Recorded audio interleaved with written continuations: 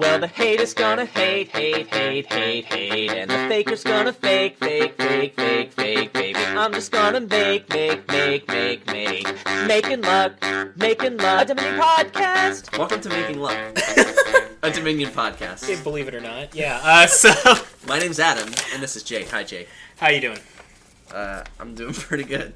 Yeah. Just had a decent convo. Yeah. I don't know how much of that we're gonna keep in, but hopefully, yeah, hopefully all of it. Yeah. So, this is actually a podcast about Dominion, where the card game. Yeah, the card game. You get to buy stuff. It's like you go shopping every turn.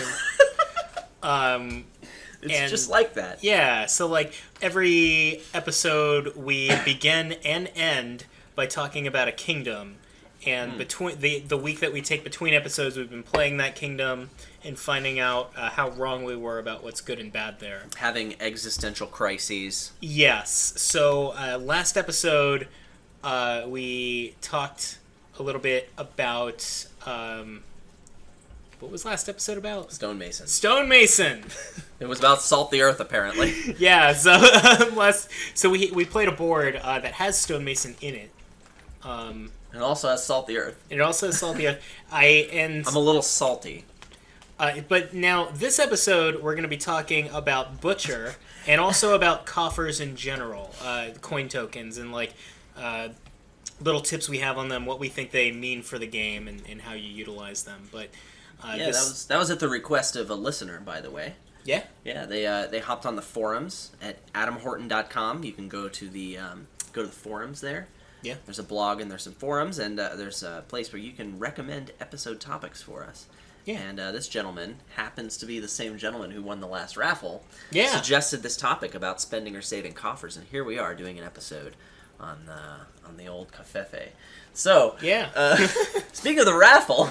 Oh, yeah. So, congratulations, Jennifer Justinmanson for winning this raffle for 10 more raffle entries. Wow, what an upset. I really thought Dylan had a good chance at this. Yeah, he really did. But Ms. Justinmanson? Justinmanson Finn, she just entered so many times. Oh, yeah. She broke the system. Yeah, she did a really good job entering that raffle so many times. So here's a question. Yeah. If you know you can enter the raffle as much as you want, why would you enter the raffle for more raffle entries if you could just enter the next raffle as many times as you want? That's a really good question. So this kingdom, it had, in no particular order, Monastery, yeah, Stonemason, Bridge, Ironworks, Jack of all trades, Ranger, Shepherd, City, Groundskeeper, Mint, and Salt the Earth. Once more for our audio-only listeners. Monastery, Stonemason, Bridge, Ironworks, Jake of all trades, Ranger, Shepherd, City, Groundskeeper, Mint, and Salt the Earth.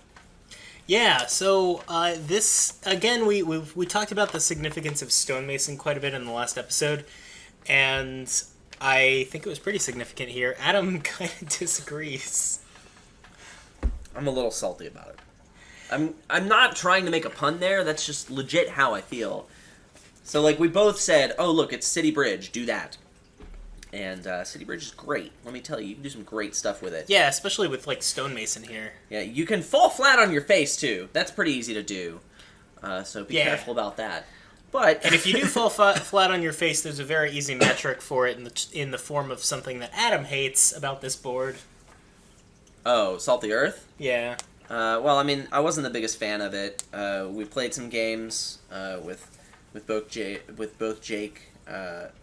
This Jake, not the of all trades. We all got the Jake of all trades. Yeah. And the old WW. And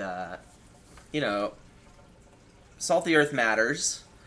I guess, I mean, this is kind of true of any board, right? Like, you can just threaten to salt super early, and if the opponent is building something more convoluted, like, they have to do something about that, or else they lose super fast.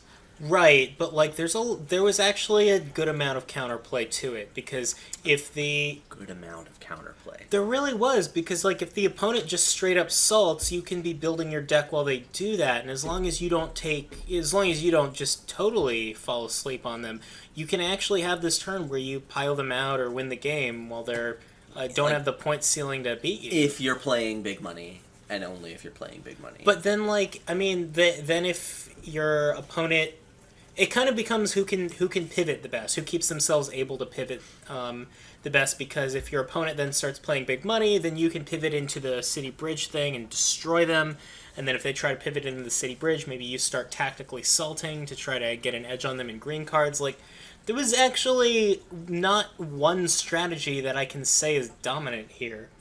I certainly don't think you can say there's one strategy that's dominant here.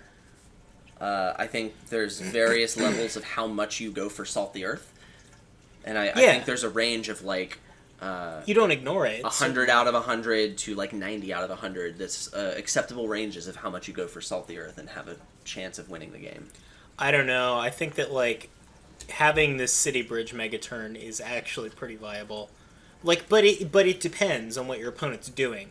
Like, if you completely just let them keep salting and end the game and just build and build while they're doing that, then, yeah, you're going to lose. But, like, if you kind of start to pivot into money and threaten to buy some points out from under them while they're trying to do it, you can very easily destroy them. By destroy them, you mean edge them out of the game. But Yeah. sure. Yeah, I mean, but you could win. Like, I don't know. So it's dubious, like, how much interaction there really is independent of Salt the Earth. I mean, you can watch the games, you can watch me get salty about it. There are a couple times I won with the City Bridge deck, but in my mind, it's just because my opponent didn't commit as hard to Salt as they should. I kind of like this board. I really do. I think it's actually more boring if you take out Salt the Earth. Yeah. I really do think that. I think that it's the City Bridge mega turn is too easy to set up, and it doesn't have any competition. Like, there's nothing that's going to beat it. I think saying it's easy to set up is pretty far-fetched. Well, let's talk about how you do set it up, actually, because that's the build path is a little less than intuitive, right? Yeah, I would agree. I mean, you open Jack Monastery, you're going to do that, I think, no matter what you do. I think that's still best for money and Salt. Eventually, you're going to trash the Jack, but like we talked about this in the Jake of all trades episode, you need a really compelling reason not to open with it, no matter what deck you end up building. Right. I would agree. So yeah, you do that, you open Jack Monastery, you try and get thin super fast, you get a second Monastery ASAP, and you pick up an Ironworks pretty soon, and you hope you can hit 5. Hopefully you can do that. You add a couple Rangers to the deck, and if you haven't hit 5, well, usually you can, play a Ranger, draw a bunch of stuff dead, and still hit 5. Once you hit 5, you put some cities in the deck, and you hope to hit City Ranger and start gaining more stuff. Yeah. You can use Stonemason to empty cities. You really want to focus down cities. If getting a mint tactically helps you thin, then, you do that. I think that, like, at some point you're going to mint with that deck. Like, it's going to happen at some point. A lot of the times you do, but there are draws where it doesn't happen. Yeah, like, the draw isn't...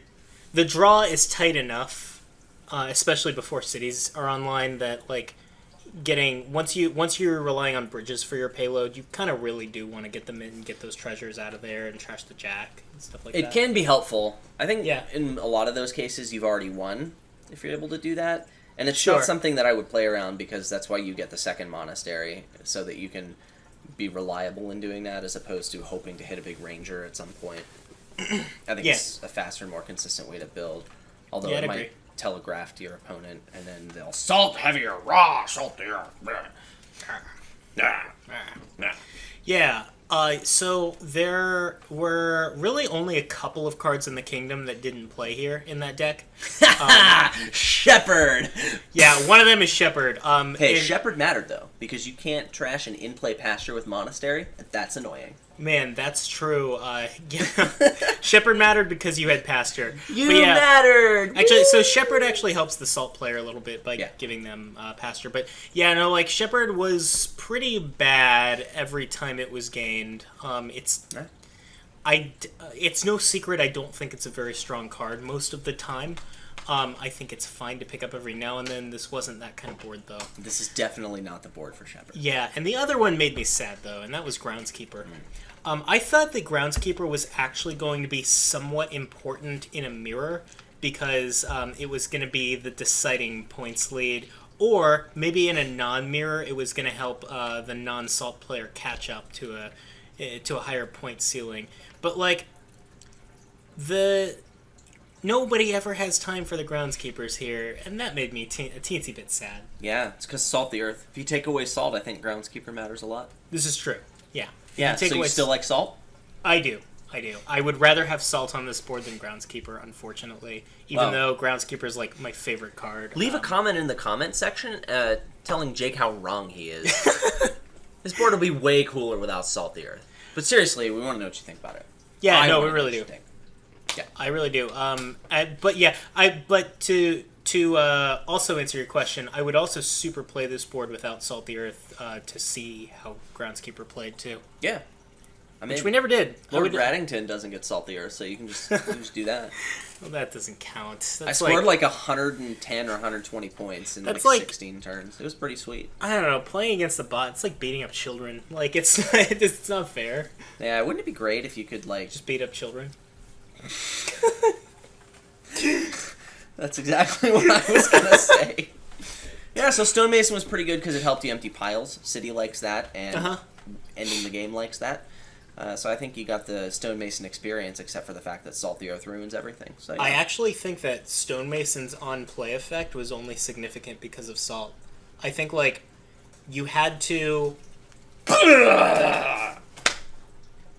That was Adam agreeing with... No, I'm serious, because it put you on such a clock that, like, you had to trash cards that you wanted in order to, like... Without the clock, you still want to trash cards that you want if it makes you win faster. I don't see what Salt has to do with this. You know, now that I'm saying it out loud, you might be right. Oh, yeah. That happens sometimes. Yeah. Let's just pretend you didn't hear that, people. Yeah, so anyway... Adam will edit it out. Wandering Winder made some posts in the forum going into a lot of detail, and there's some discussion there on the other decks. Wandering Winder has it pretty close, if not spot on. So if you want some more detail, you can read those. They're on the forums. Go to adamhorton.com. You can find the blog and you can get to the forums from there. There's also a video that'll be uploaded along with this. You can check out the games. That's about all I have to say. Oh, there was one other thing, not about this kingdom, but about the last episode. Okay. If we're okay moving on from the kingdom. Sure. So there was something I said about Stonemason trashing a province. I said it was awful, right? Because trashing provinces sucks. And I'm going to stand behind what I said, but I'm going to soften the way that I said it. I kind of just said, don't do it because trashing a province sucks. And, like, yeah, that's true. However, if you can win the game by doing it, do that.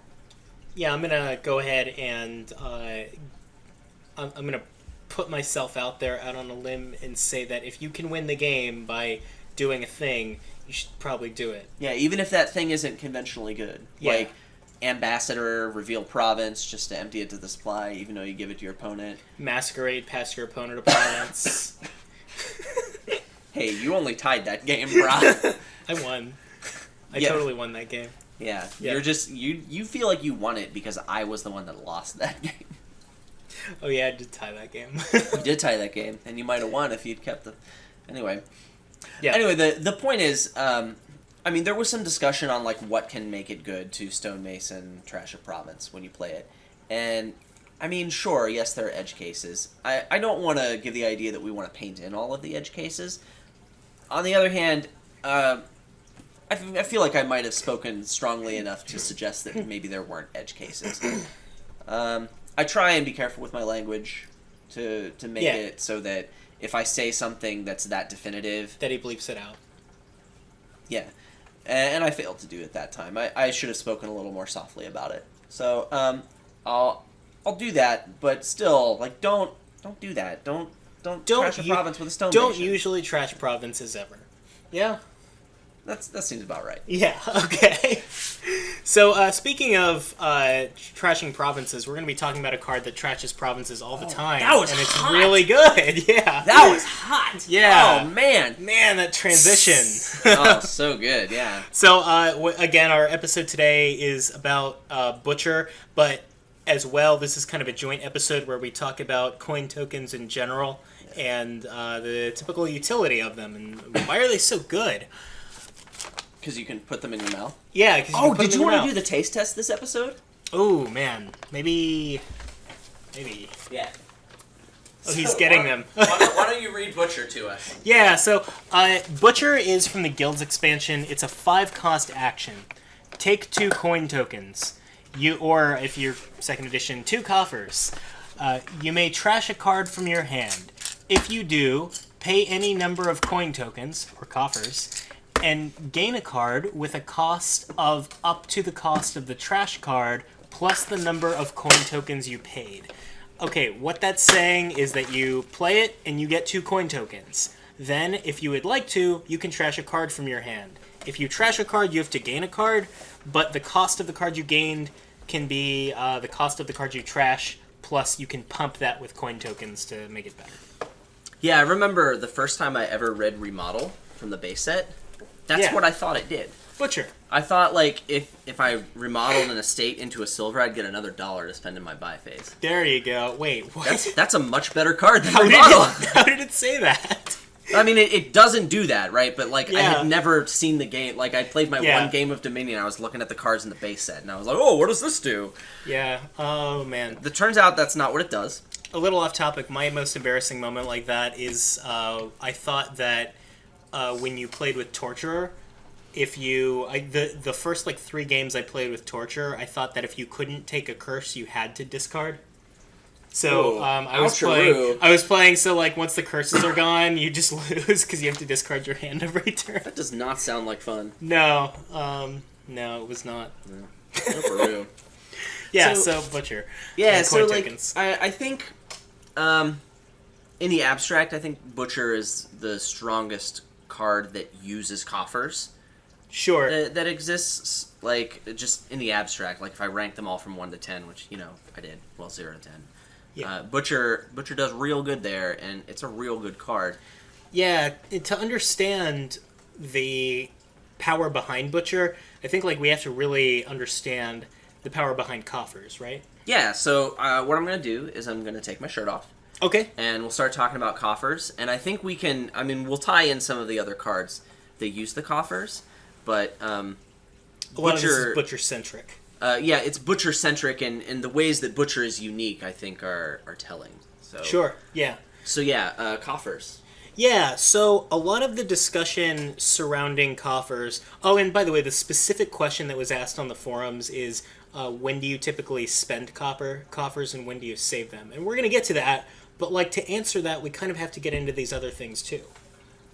Yeah, coffers. But a lot of the conversation around them is kind of contrasting them to other sources of money. So a lot of the time when we talk about these coin tokens, I think we have to talk about how are they different from money, right? Yeah, so plus $1 and plus 1 coffers are pretty similar because they give you $1.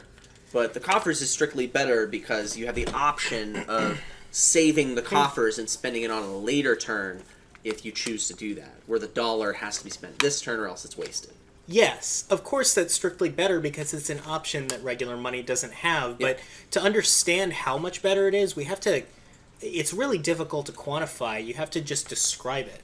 Describe situations and try to understand it that way. Yeah, so at the core of all this, if we want to make coffers better than dollars, you have to capitalize on that ability to bank them, to save them. Yes. I tried, I was like, I'll say bank, but that's a Dominion card. Let me say save, because that's not a Dominion card. It's not a card, it's an event! Right. You have to gear them. So one of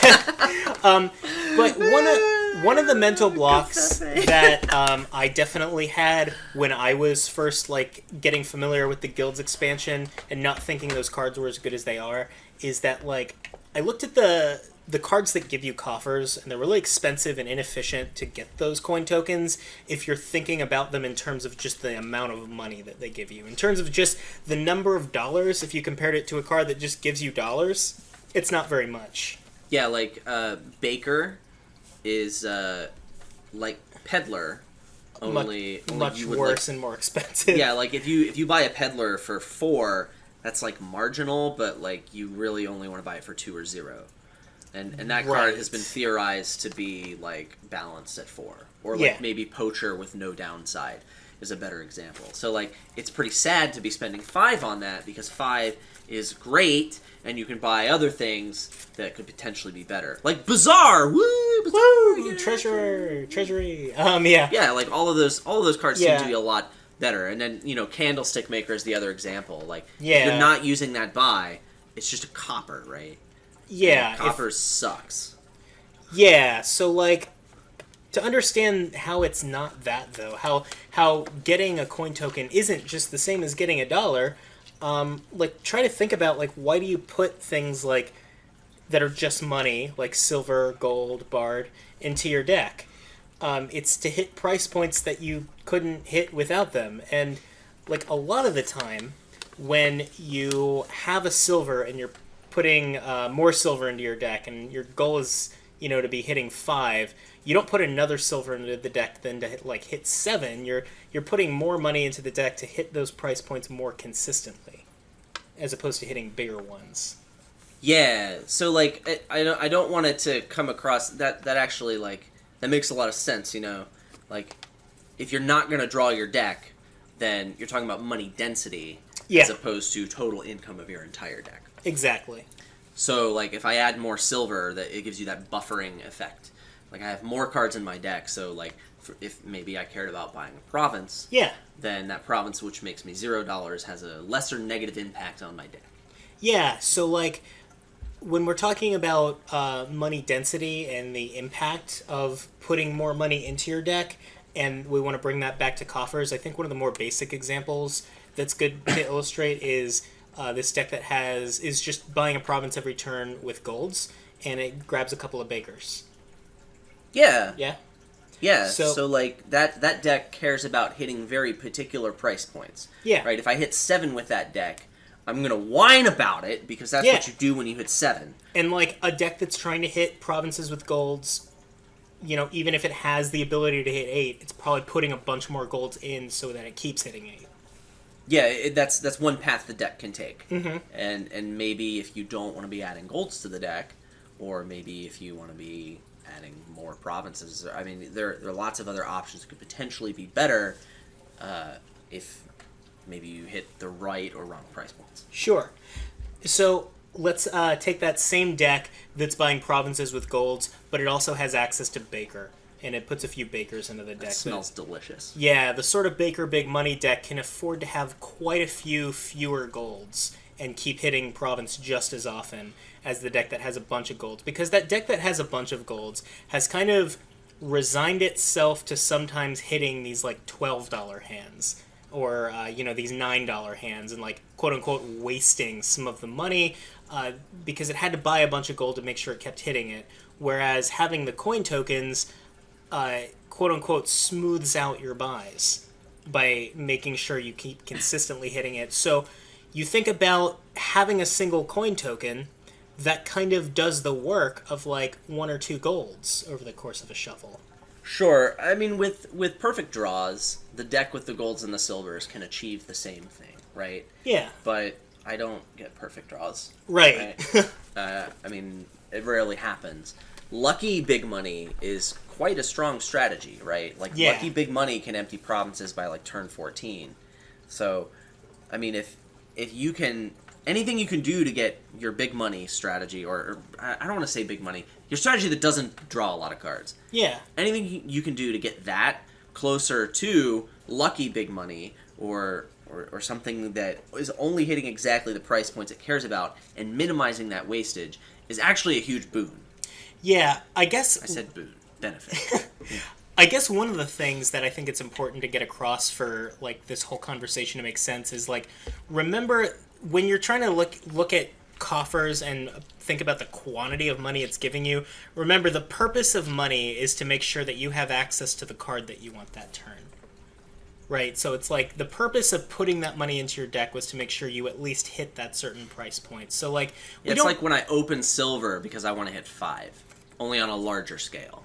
Exactly. And if you want to keep hitting 5, again, let's say you have access to some kind of coin tokens, you can like afford to put fewer silvers into the deck and keep hitting that $5 price point, because you're not going to have that. You're not going to be hitting that like $7 price point or whatever that you quote unquote waste the money with, because you can use the coffers to do the work of 1 or 2 silvers over the course of a shuffle. Sure. I mean, that's true. It kind of does ignore the effect that the 5 has on your deck, which is usually amazing. So, I mean, I don't know how practical that is, but from a purely theoretical nature, and I am topless at the moment, so that's okay. But, it gets a little chilly down here because it's the basement, and so I want to be wearing a shirt sometimes when I'm playing Dominion. Yeah, definitely. It's good to keep in mind these like specific examples, and like we're not even, again, that is kind of discounting why did you buy the 5 in the first place that you wanted, but like for sure, this is just to get across how coffers are in a way kind of fundamentally different from just getting money some other way. In terms of like they're more efficient. I think that it has a similar effect to a card like maybe Courtyard or Count.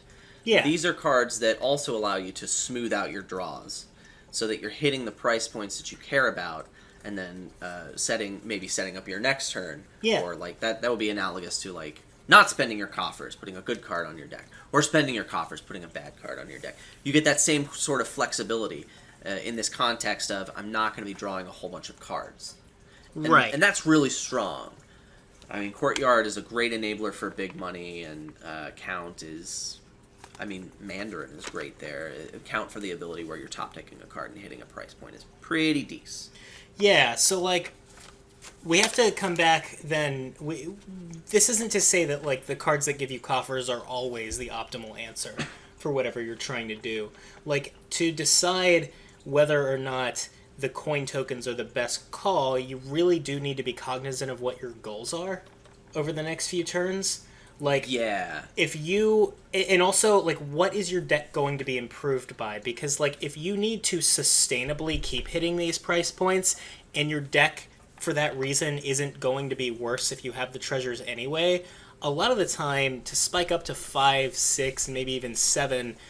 like, you're better off just putting the treasures into your deck because you want them anyway. Okay, so 3 things. First of all, why are you getting the yellow cards out of the box? They're terrible. That's ridiculous.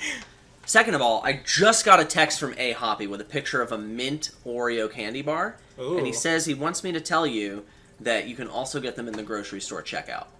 All right. So it's really good to know. Habra. Thank you. And then third of all, related to what you were talking about, right? Finally, Dominion. So there's a big context that I may have mentioned a couple times, but is extremely important, and kind of what you said touches on this. Yeah. All of this is on the context that you're not drawing a whole bunch of cards. Sure. So like you're kind of throwing caution to the wind, and you don't have a super high amount of deck control. So hitting the right price point is something that is usually up to variance, and you can kind of control it. And so, yes, you have a point. Treasure cards are good in that deck. I guess that contradicts the first thing I said. But I was trolling! Troll. So it doesn't matter. But I think it might be beneficial to take a look at the other extreme example at this point and say, hey, if I'm drawing my deck, I'm getting no benefit from the coffers because I'm just going to be spending them this turn because that's what's best for the expansion of my deck. I'm not gaining nearly as much by banking the coffers. So yeah, that's true. So this is kind of the opposite of that. Yeah, right. Exactly. So like if you have a huge amount of deck control, the impact of the coffers is quite a bit less, and given that you can think of yourself as having paid more for them in the form of getting less of them, you could look at them as being a lot less good in that context. Yeah, so like treasures are better in this circumstance as well. Yeah, right. In general. So like that's why we see, I mean, coffers can be good there, but you have to make sure that treasures aren't better or being benefited more Yeah. by the amount of deck control that you have. This is true. And one example I think we can come back to is like, deck control aside, if you are trying to spike up to 6 to get an altar, and your deck is going to want to have the silvers in it anyway, you probably just buy the silvers. Whereas if you just need to hit 5 over and over and over again, a lot of the time you're best off doing that with coffers. Yeah, so like treasures are good at potentially hitting high price points. Mm-hmm.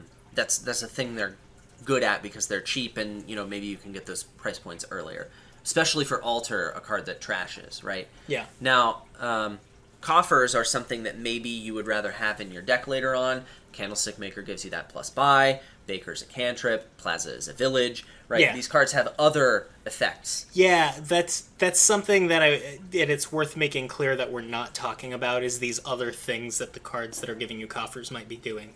You're getting the benefit of those other effects. Yeah. And so if we want to try and squeeze some value out of the coffers, yes, it is true that I might want to open with a card that gives me coffers because it could increase the chances of me hitting 6 to get that altar. Yeah, exactly. And yes, that's good. However, as I mentioned before, silver is getting better. This is true. Because that also helps you hit 6. Potentially, it can enable you to hit 6 where a card like Candlestick Maker might not have. Or Baker when you chose to save the token so that you can hit 6 tomorrow. Like, this is a more concrete example of that concept. If that doesn't make sense to you, silver's good for hitting price points, right? When you don't have great deck control. Right. So, like, none of this is, of course, to discount the ability of coffers to hit price points that would be otherwise impossible, right? Like, the thing is that, like, spiking up to really huge price points that you only need to hit, like, once or twice. I'm talking about these really high-impact buys that you want to get as quickly as possible, like Inheritance and Pathfinding, or maybe a copy of Prince. Or even a couple of Dominates. Yeah, or Dominate. Yeah. Or you're trying to bank on a really big overpay effect, like the only way to clean up your deck is a really big Doctor or something. Oh, that sounds gross. Yeah, or, a Masterpiece with Fatum, whatever, it doesn't matter. Like, the coin tokens can help you spike in that context. The key difference here is that while generating more just straight dollars with your deck, like with treasures or, things like Conspirator, whatever, the traditional way, it unlocks those expensive buys by making it easier to sustainably hit price points over time. Coffers enable a deck to hit 1 or 2 price points that would be otherwise impossible with the money that they do generate. Yeah, so you get that extra flexibility of like, well, I could just hit 5 a bunch, or I could have these spiky draws where I hit 10 now and maybe I hit 2 later. Yeah. And if one of those is better than the other, well, coffers will get you either one. For instance, if you have 3 estates in your deck, it's kind of hard to hit 7 and buy Inheritance. Yeah. But that's the time when you most want Inheritance. Yeah. So, Coffers is really good for that kind of deck, because it only needs to hit the Inheritance 1 time. Yeah. Hashtag 1 time. Yeah. So this is a pretty decent segue into like, well, when do you want to save? When do you want to spend? That's one example of it. Sure. I think it's the overarching principle is that you should, most of the time, the default position, I want to spend my coffers because I want to make my deck better. And making my deck better immediately, a lot of the time, is going to be more useful than saving the value of those coffers and not making my deck better. Yeah, in general, I think you just always need to be cognizant of what your deck is really trying to do over the next few turns, right? To decide whether or not you're spending or saving the coffers. That's a pretty non-specific way to put it, but yes. Yeah, and therefore less useful. Well, like, so if you are at a certain price point and like you really need to get a copy of the Forge, and that's the thing that's going to make your deck better, then you spend the coffers and you get the Forge. But like, if your goal is to have a bunch of treasures and then get this really expensive card, and you want the treasures and the expensive card anyway, then maybe you You just save or spend the coffers to get the treasures in the meantime, and then buy the expensive card naturally. Yeah, because the treasures help you buy the expensive card. Yeah. Right? So if I have $5 at the bottom of a shuffle, and I could either buy a gold by spending a coffers, or let's just say I buy a silver. Let's just say those are my options. Sure. If I draw that gold, and I want to buy my expensive card and I do it, I'm spending one less coffers there. So I've netted the same amount of coffers. At the end of everything here, I have the same amount of coffers, only now my deck's better because there's a gold in it instead of a silver. So that's like the most basic case of, hey, you probably want to be spending your coffers to make your deck better because it can pay for itself like that. Yeah. And that's true in a lot of other contexts besides coffers. Yeah, and actually, like, we got into this concept a little bit when we were talking about debt cards. Maybe you're kind of making that mental connection at this point where, like, you spend this resource now to make your deck better because the resource helps you pay for itself. That's kind of also a guiding principle behind when you want to spend coffers. It's when it's the fastest way to make your deck better. Yeah, for sure. Yeah. And I mean, debt and coffers are not that far removed from each other, right? Oh, by the way, never spend coffers to pay off debt, pretty much. The only exception is market. black market. That's the only time you would ever I knew you want were to gonna spend bring it coffee. up. Yeah. And why are you playing with black market? Yeah, so like, yeah, by funny little rules interaction, you can only pay off debt in the buy phase. So you play black market and you're able to buy things, but it's not the buy phase. So if you're in debt, no matter how many coin tokens you have, you can't buy anything with black market. It doesn't matter. Anyway. Making luck, an edge case podcast. Yeah. So unless you have a compelling reason to do so, you probably just want to be spending your coffers in order to make your deck better. Yeah. But Adam, what kind of compelling reason could there be? Great question. Oh, you were supposed to say that, right? Great question. We're the same person, so yeah. it doesn't really matter. Right.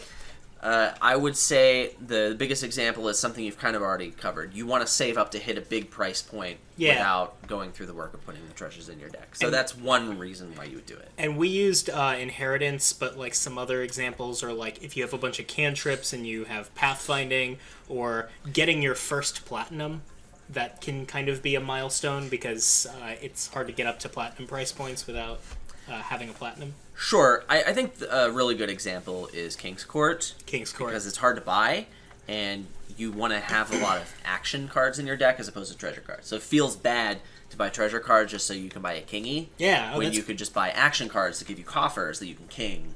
And so the coffers help you hit the 7, and then you have a thing that you can king.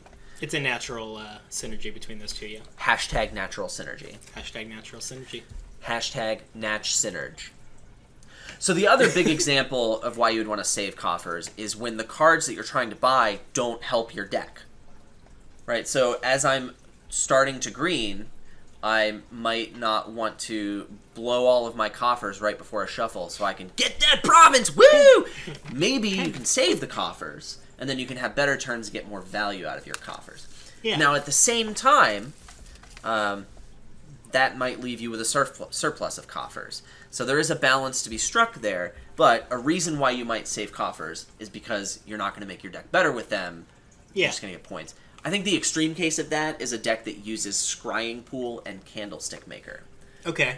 A green card really craps on that deck because it relies on action density. Yeah. Candlestick Maker is going to give you those buys. So you're not going to have any problems like double provincing tomorrow instead of a province now and a province then. Exactly, right? Yeah.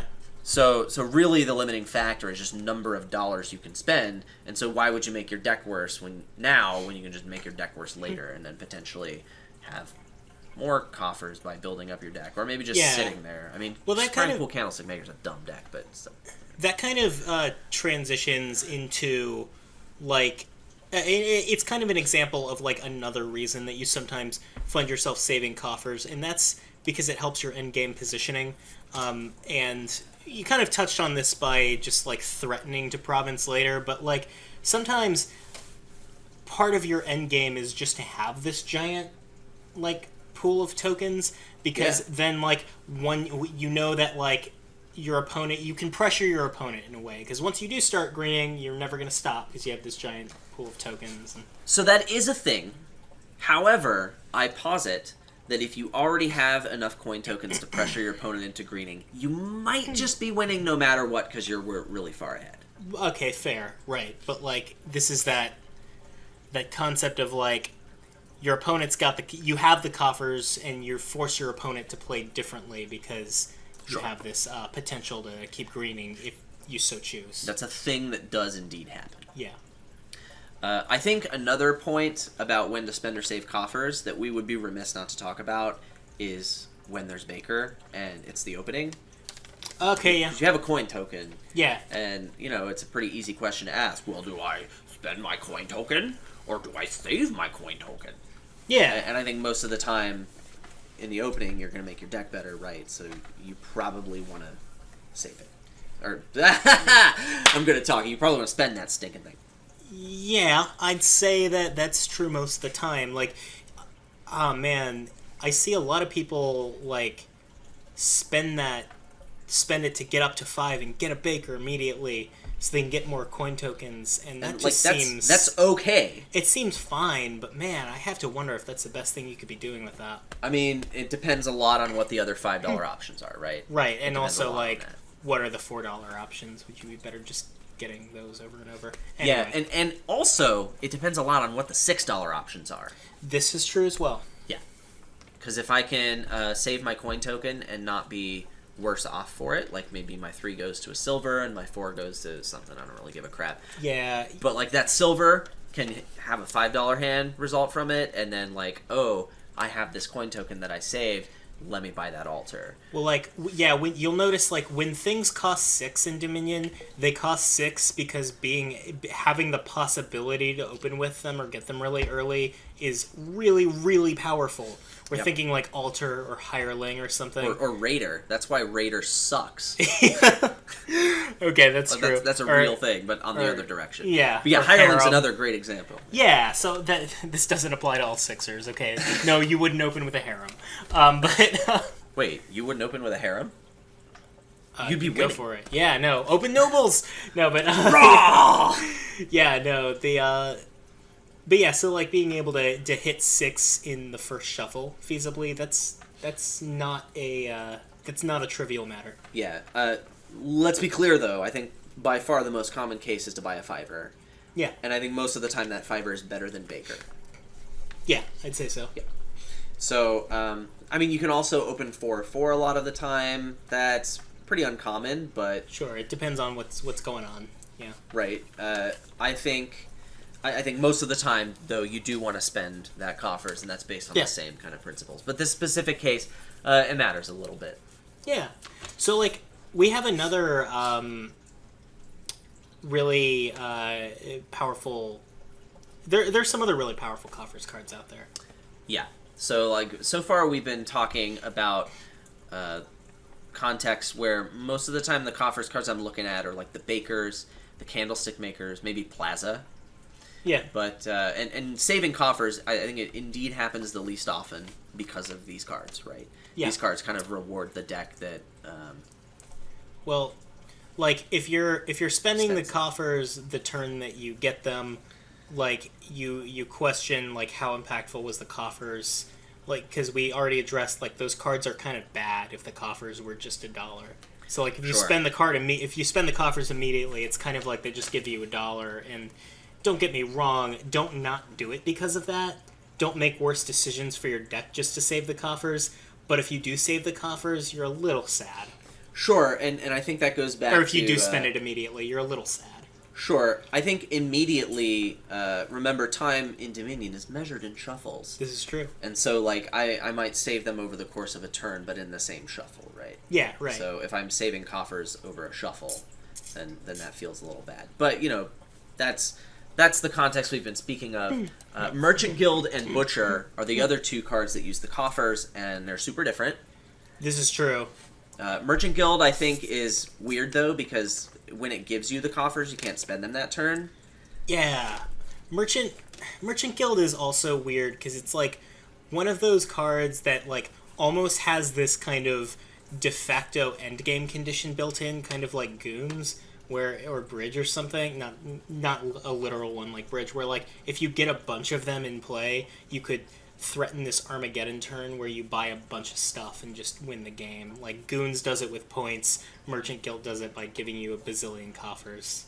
Yeah, and it makes sure that... So, like, what you really want to do is get a bunch of Merchant Guilds in play. Yeah. So that now you have a bunch of buys, and then you can get a whole bunch of coin tokens for every buy.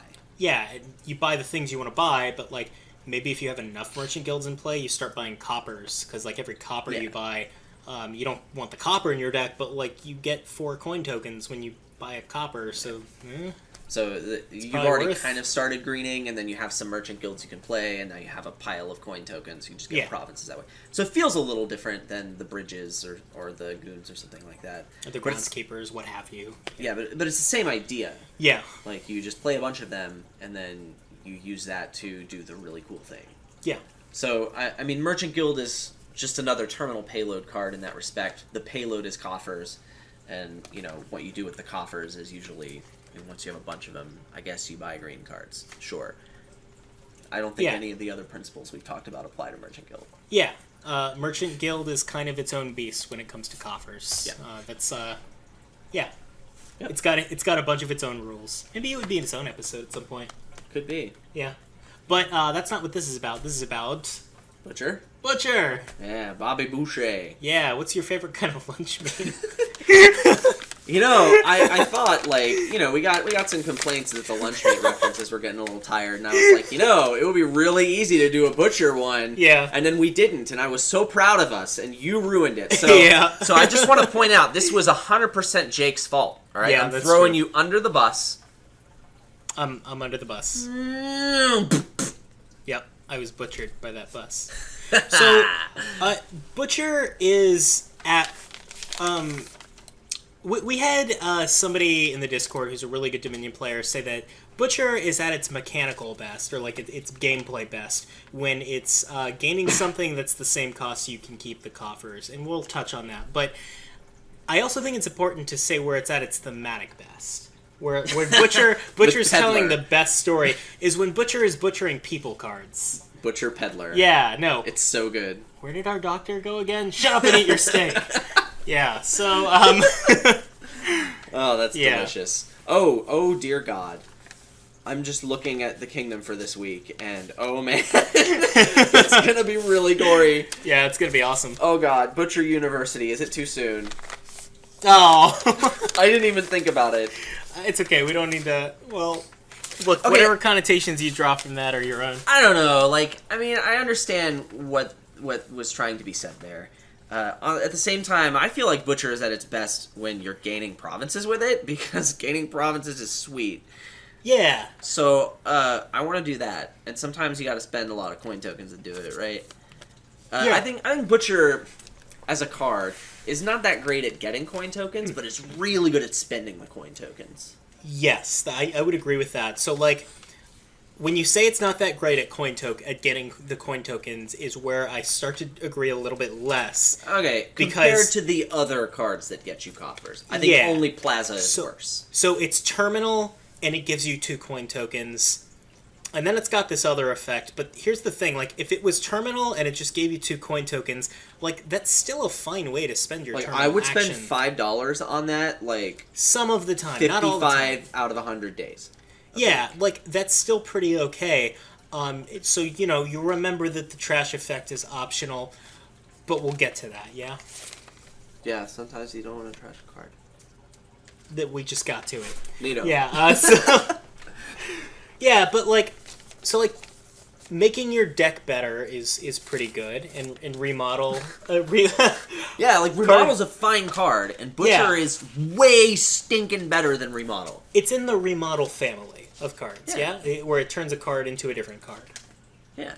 It, like, remodels the card. But it's probably the best one. It's a little more graphic. It's probably... but it's real good. Well, it's probably the best card in the Remodel family. It's got the most potent... it's expensive, but, like, it's got the most, like, potent means of remodeling cards because it's so flexible. Yeah, it can turn any card into a province. It can turn any card into any other card. Well, I mean, potions and stuff, but Yeah, whatever. Whatever, yeah. But province, that's the card I want to gain. I love gaining provinces. Yeah, so like that's probably the most powerful thing you're doing with Butcher most of the time, is turning a province into a province, turning a gold into a province, turning another Butcher into a province. Yeah. And the fact that you can save up coin tokens to do that makes it a really powerful card for your endgame positioning. Like, if your opponent has a Butcher in his deck, it almost like doesn't even matter if he plays it. You have to position completely differently just because he has that Butcher. You have to look at how many coin tokens he has, how many Butchers does he have, how many gains could he get with provinces. Yeah, and I want to point out that, like, this is good in any deck. Not just not just those fancy decks where I draw everything and I'm really dancing around piles in the endgame. Like, in Big Money, this is still really great.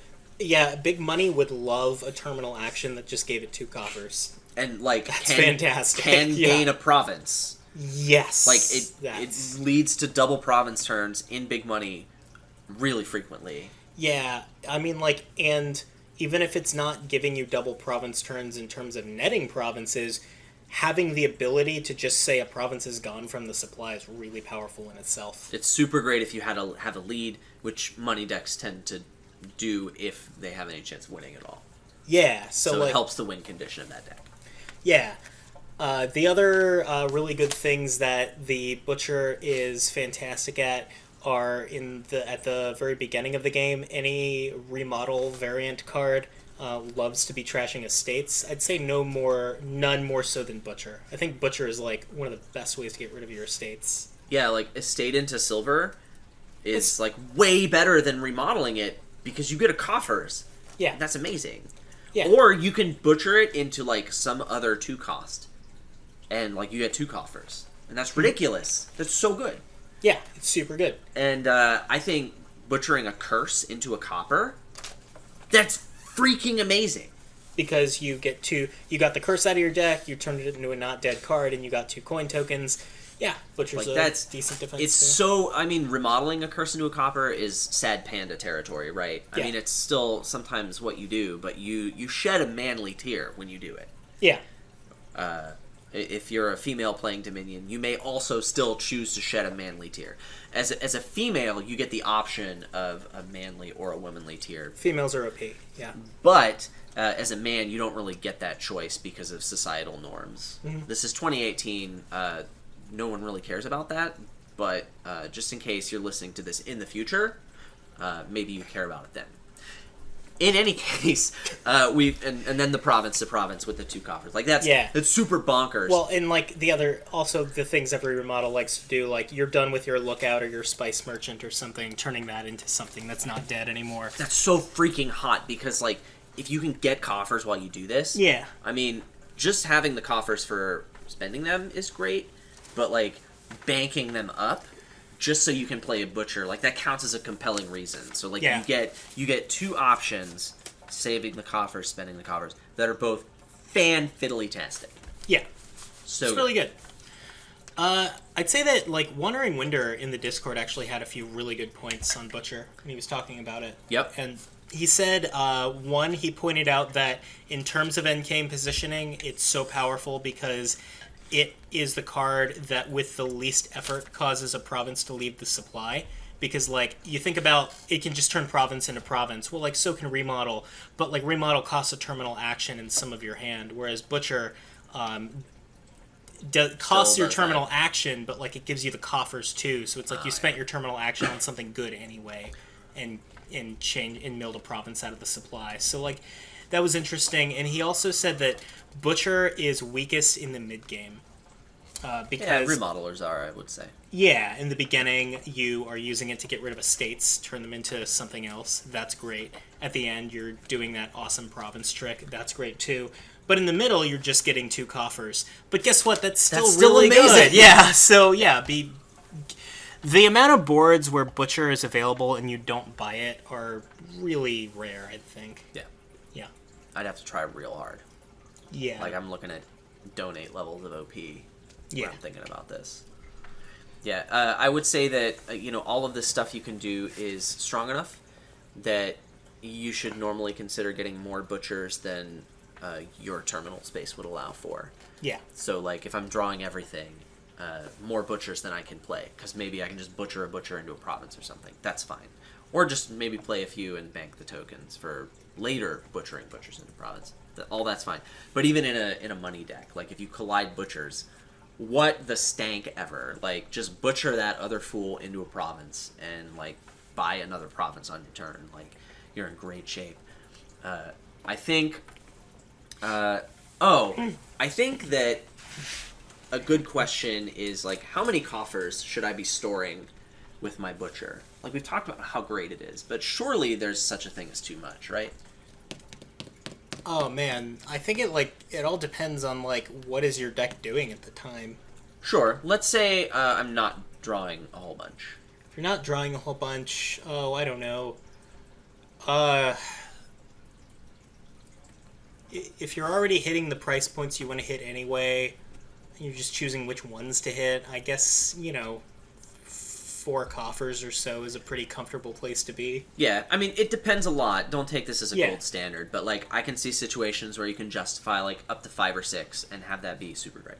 Yeah, like, I mean, like, Anywhere- if it's like anywhere in that range. if it's like a big money board, but, like, the goal is to hit dominate, not never. Like, if the goal is to, like, hit dominate every now and then, like, I'd say you store up enough coffers to do that, or, like, maybe you just store up enough coffers to threaten a double province turn so your opponent can't leave 2 in the supply. For sure. I think you would need some real compelling reason to store much more, and what I have in mind is, like, maybe another thing that gains coffers, like a baker. So the baker Sure. just exists to feed your butcher. Maybe that's a thing you want. Yeah, or, just like real bakers. Yeah. Yeah. Actually, that makes sense. I wasn't expecting it to. I'm uncomfortable. Yeah. Anyway, so... Or, like, maybe you stick Lost Arts on Butcher, then sure. Whatever. Yeah, whatever. But, like, that seems a little edge casey. Sure. Yeah. Yeah, so... Yeah, Butcher's a good card. Yeah, you should buy it. Now! Buy it! Yeah. Buy Butcher. Yeah. Yeah, I don't really have anything else to say about Butcher. Yeah, not me. Did you wanna do this? Oh yeah, we were You taste wanna do testing the taste test the tokens? You wanna just get this done? Yeah, let's do that. Why don't you pull the table in front of you? That'll be easier to clean than my desk. Okay. This we is doing- important. Yeah. So we've got some debt tokens, some VP tokens, and some coffers tokens. And here we go. The connoisseur All right. is So going to be... Now, I wouldn't recommend swallowing them. Just swish them around in your mouth and spit them out. yeah, like wine. Yeah, just like wine. Okay, these are debt. Yeah, debt tokens. These taste like sadness. Like you don't want these. Yeah, these taste bitter and distracting. I cannot win if I have debt tokens in my mouth. Yeah, right. All right. What's next? Okay, these are coffers. Yeah. This is the point of the episode. Okay. These taste light, Yeah. but powerful. Yeah. Like, I feel very secure and safe when I have these Yeah. in my mouth. Does it taste like justice? Oh, it tastes a little bit like justice. It tastes like agency. Like, whether I draw a hand of 4 coppers or I draw 5 coppers, I'm going to be hitting a 5er this turn. Yeah. That's what that tastes like. Nice. All right. Okay. Victory points. All right. I hope I don't get salmonella from this. Okay, these... These taste like a resolution. These taste like something has come to fruition. They taste completed. They taste like this was the point all along. Yeah, so those are what the different kinds of tokens taste like in Dominion. Making Luck, a culinary podcast. So we have a kingdom. Yeah. Yeah. You wanna talk about it? Yeah, so let's go ahead and read off the cards in the kingdom. One of them is Butcher, because the kingdom always has the card that we were talking about here.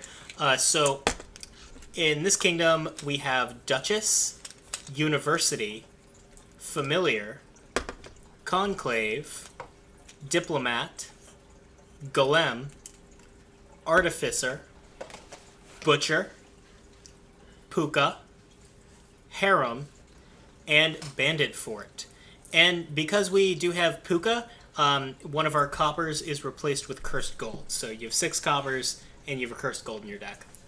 Once more for our audio-only listeners, the cards in this kingdom are Duchess, University, Familiar, Conclave, Diplomat, Golem, Artificer, Butcher, Pooka, which comes with Cursed Gold, Harem, and Bandit Fort. Hey Jake, does Cursed Gold count against you for Bandit Fort? In fact, it does not. Oh, that's great. All right. So, yeah, like, there are a few questions I have here. You're going to be getting curses between the Cursed Gold and the Familiars. Yeah. And how okay is that? Well, you should probably try and give your opponent curses instead of getting them yourself. Yeah, but That's that brings up a question. So like, I think opening with a potion is really strong here. I think like you probably just do it because there are 3 potion cards and like throw enough at the wall. Something's got to be good. Familiar? Hi. Yeah, well, like, I almost don't care. If I see 3 potion cards, I'm like, okay, whatever. One of these is probably good, right? Watch that. Transmute, Philosopher's Stone, Vineyard with no plus buy. Anyway, so, Nice. Yeah, like, you're going to be getting that potion, and you're going to be, so, like, your opponent's going to be doing that too and giving you the curses. There is curse trashing here. It's Butcher. just Butcher. It's all it is Butcher, who doesn't really want to be trashing curses. What are you talking about? He doesn't like it. He would rather be trashing estates. Whatever. Yeah, I mean, like, you're fine trashing the curses with Butcher, but you'd rather be trashing other stuff. And so, like, you have to wonder, like, how okay is playing your Cursed Gold? I think you play it. I think you definitely play it. Like, it's not going to be a bad card when the curses run out. Like, you're going to be getting curses anyway. Like, if I manage to get an opening where I can play my Cursed Gold and get a 4 cost and a 5 cost, I'm going to be very happy opening Potion Butcher. Yeah, okay, so, like, opening Potion Butcher is really good. I don't think you open Pooka. I think you get Pookas, but, like, Not I don't think you to open with it. I think yeah. you wait till you have a few universities to get a Pooka. I mean, I think Actually- it's the next 5er you get. And I think it's really good. Maybe, I don't know. I might actually wait until... It's Because, the like, only the real Pooka... thinning. Yeah, this is true. I also am... Okay, yeah, because the Butcher's going to be turning curses into coppers. Alright, yeah, so, like, I like the Pooka. But, like, I also really like the synergies between Conclave and Diplomat and University, so... I'm not really sure that Conclave plays. You don't like Conclave here? Well, there's no really. extra... There's no plus buy here, so, like, maybe not Yeah. Conclave, actually. University just seems to outclass it, even though it costs, a potion. Yeah, But okay. sure. Alright, that's fair. Okay, given that we're not talking about Conclave, that leads me away from Diplomat, maybe? Diplomat's still pretty good because Which you leads want to me toward increase your Pooka. hand size eventually. Like, I want some Pookas. I want, like, a whole bunch of crap. So University's going to be great. I'll get 1, maybe 2 Familiars, and then I'll just start spamming the Uni. Yeah. I can butcher my Familiars into Golems or Universities. Oh, that does work, doesn't it? Oh, yeah, it's so Because, like, hot. the cost doesn't... Yeah. Yeah. Okay, yeah, Butcher does turn potion cards into other potion cards. It's That's so weird. good. Yeah, so, like, it is actually a very Butcher-centric board, I'd say. Butcher is amazing here. It's the star of the freaking show. Butcher is the only, other than Artificer, Butcher is the only, like, significant payload. Oh, Harem. Butcher is probably the best payload here. For sure. With the Coffers. And it's also the only trashing for curses. And Pooka's the only thin. Yeah, so you're definitely getting Butchers here. Yeah. How many do you get? A lot. I think you get like 4. I think you get, like, a lot of Butchers. Yeah. Do we start talking about the Butcher split? Is it that? I don't know about that. Like, are the Butchers gonna run out? It's possible. They might. It could happen, man. So, like, you get the Butcher first, right? You definitely get a Butcher ASAP. And then you get the Pooka. But, like, you've got the potion too. You're probably getting familiars as fast as possible. Even though your opponent's going to trash the curses eventually, every curse you give him is a curse you don't get, so you need to be getting familiars. Yeah. I think pretty much every card is good here, except for Duchess, potentially Conclave, potentially Harem, and maybe, I mean, Artificer's probably fine. You'd probably pick him up. Yeah, I mean, like, I think you actually get some golds here, too. Bandit for it? Yeah, because I don't want any gold ever. You're going to be butchering the golds. I don't want it. I think you're like, going to... Harem is strictly better. You're going to be but the gold gives you more money to spend before you butcher it. I think, like, you have a gold in your deck at some point to have more buying power throughout, but, like, fully intending to butcher it. I mean, you start the game with a Curse Gold, which you probably aren't going to trash, because eventually it'll be a real gold. But, like, you have an actual gold in your deck at some point. I think you're going to get ahead on provinces. Alright, my position is, whenever you think you want to buy a gold, just get a Harem instead. Buy or gain a gold. Just get a Harem instead, and you will be better off. I think that's true. I don't think you'll find a situation in a real game of Dominion where that's not true. Yeah. Bring it. Even against the bot. Bring it. I'm ready. Hashtag my body is ready. So yeah, let's say you can't open Butcher Potion. Which one do you prioritize? I think if you have, like, the terrible draw of 4 coppers and a Curse Gold, then you just get the potion and you don't play the... God, that seems so bad. You would open Potion really Duchess and not play her Curse Gold. I guess that's what I would do, and I would cry. I might actually get the silver over the Duchess. Again, I'm gonna butcher You don't have that option. Oh, wait. Oh, yeah, you have a 2 next time. Yeah. That seems, yeah. I would cry, but that's probably what I would do. That's pretty bad. If I hit 3/3 with my Curse Gold in one of the 3 hands, that's also pretty bad. Even though it's 2 terminals, I might actually get Butcher Duchess. I might just play the... Well, no, because then I'm getting a curse I don't have to get. Yeah, oh god. I Potion think Duchess is probably the best thing you can do, but it's terrible. Yeah. The 3/3 is also pretty bad. I mean, I think you have to play your Curse Gold to get either Butcher or Potion, but I'm not really sure which one you want. Yeah. I'm leaning towards Butcher, but, like, it just feels really bad. So opening can be a pretty big deal here. Yeah, I actually have another question about this board. How good / big of a deal do you think the synergy is between Artificer and Diplomat? You're going to be getting a lot of both of them. Garbage. Right. You heard it here. It's garbage. Like, here's the thing. Let me get on my soapbox for a minute here. Artificer's discarding thing is not very good.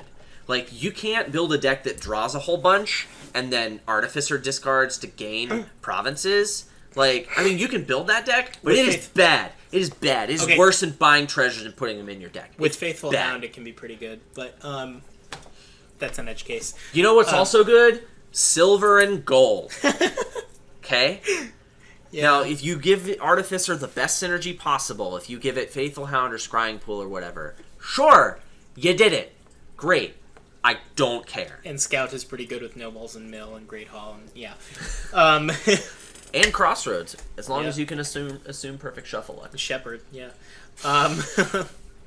Anyway, that's what I have to say. Yeah, okay, that's fair. Hashtag hot take. I mean, like, I kind of don't disagree with you, especially on this board, because, like, I'm looking at the Artificer Diplomat synergy, and, like, I think for, like, that discard effect to be good, you kind of need to have a bunch of really cheap things that you want to gain, like, maybe if, like, this deck had Fool's Gold in it or something, but... Oh, God, that would still be awful.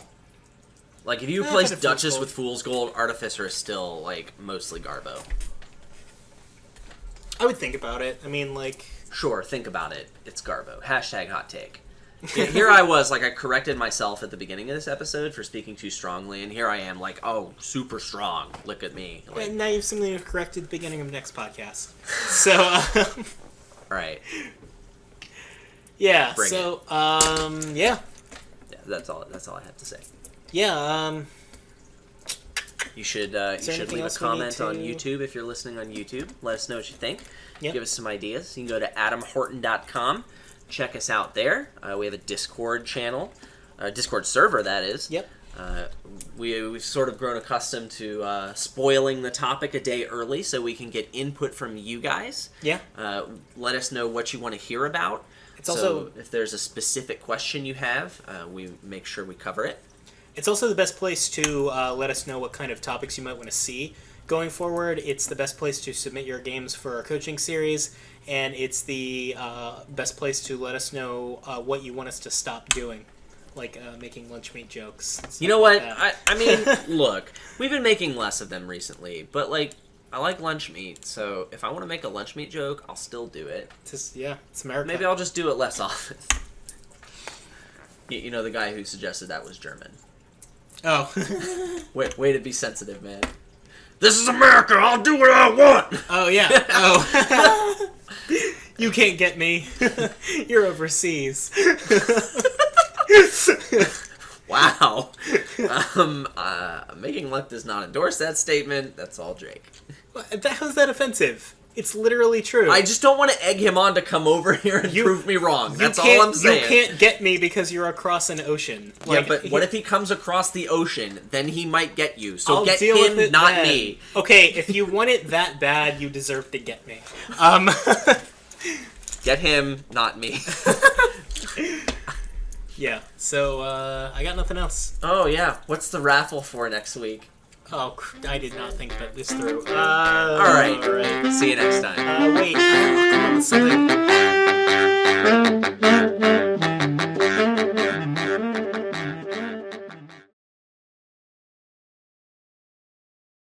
How would you even talk about this with your shirt on the entire time? How would you even talk about this if you were wearing a shirt at any point in the day? Yeah. Get too hot.